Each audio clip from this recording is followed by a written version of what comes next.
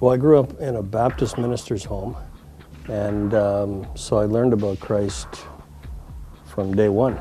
Basically, I grew up in Sunday school in the church, and I actually made a commitment to Christ when I was 6 years old, and it was real to me back then. But I think I had a bit of a rebellious nature. There was something inside of me that wanted to try things for myself, and so in my later teens, I really rebelled against God and the things that my family and my father represented especially. I was the only son, so I think a lot of people thought I was going to be a minister, just like my dad. And so I was going to do everything opposite of my father. So I became a private investigator, and later became involved in organized crime even, and was very far from God. You know, similar to the story of the prodigal son.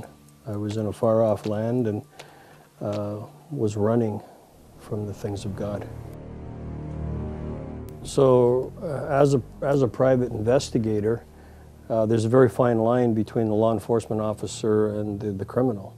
In fact, a good cop usually has a bit of a criminal mind.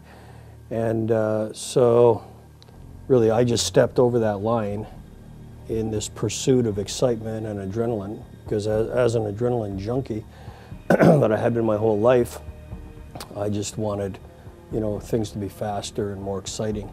So to go from law enforcement, I was an undercover agent, then got into organized crime. It was, once I got in, then I went full blast into that. And you know, what started off as, it was a car theft ring in Montreal, and what started off as I'll sell a couple of cars to make some fast money turned into waking up, going to bed every day, to crime. And it's just the sort of thing that, it's a very slippery slope, and if you're running from God on top of it, then you're going to go as far in that direction as you can.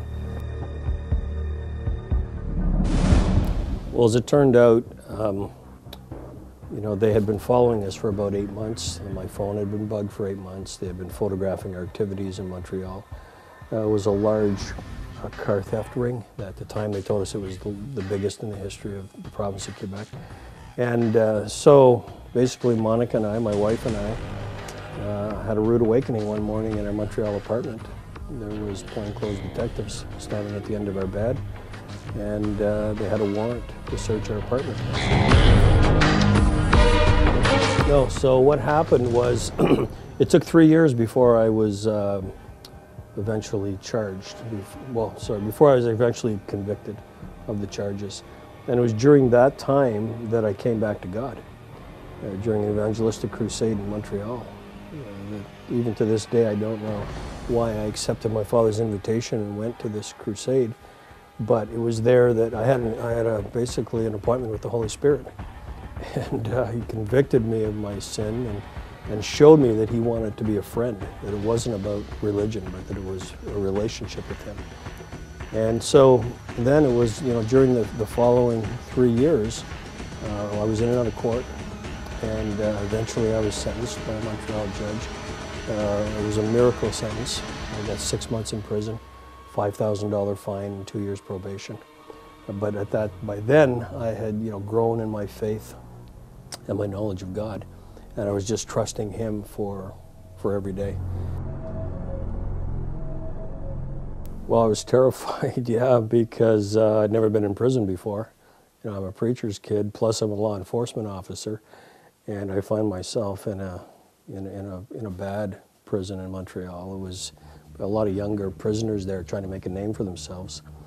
And so really it came down to one day when I cried out before God in my prison cell, and I was weeping, and I didn't want to leave my cell. I thought, I'm going to spend my whole sentence in this cell.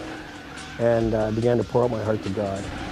And it was like the Holy Spirit just really came upon me and showed me that that period of time in prison was the time that He was going to use me dynamically to reach out to some of those guys. And my whole demeanor changed. I mean, I had a boldness about me from that day forward. I realized I'm at Bordeaux for a reason. God has allowed me to come to this place, very dark place. And so from that day forward, the fear was gone. And I went out and really began to befriend the guys and started talking to them about Christ and how he was able to transform their lives. Well, most people that read the book, U-Turn in the Fast Lane, quickly realize that Monica is the hero of the story. I mean, God is ultimately the hero, but the human hero is my wife, Monica, who's been with me for 33 years. We were high school sweethearts. And, you know, we were married young. And she was raised in a complete opposite, different type of home than me. So here I am, you know, grew up in a Christian home. She grew up in a pagan home, very non-Christian. And, you know, so she was actually won to Christ through my family. And then I dragged her back into the world after we were married. And she stuck with me. You know, we had a young child when I was in Bordeaux, and she brought Erica to see me in prison, and believed that, you know, God had something good for this, that he was going to turn what the devil intended for evil, that God would turn into good, and he certainly has. You know, you don't question the timing, but as I look back, I think I've wasted the last 5 years. God was really pressing me and showing me that he had something more for me to do. I've always felt that calling in my life, and yet every experience that I've had throughout my life, God has used to minister to other people. So, you know, maybe that last 5 years was important. As I'd come to a point in my life where I was just running after the things of the world: bigger house, nicer cars, more money, and I was a believer. But I thought, this is how I'm going to finish out my years. I'm going to finish well and financially. But God began to do something in my spirit and show me that there's so much more than bigger houses and better cars. That really he wanted to use me to reach out to other people, and especially people in the marketplace. I've started working for an organization called the Leader Impact Group, which is a ministry that Paul Henderson, the hockey player, started 30 years ago. And he had a vision for marketplace leaders to go out and reach those guys with the gospel, really a ministry of evangelism and discipleship. The guys who are in business who might not, you know, be easily approached to go to church or even to open up a conversation about faith. And he believed there was a real need for that ministry. And so I'm so excited that 6 months ago that I joined his ministry, and I've been, you know, doing it now for the last 6 months.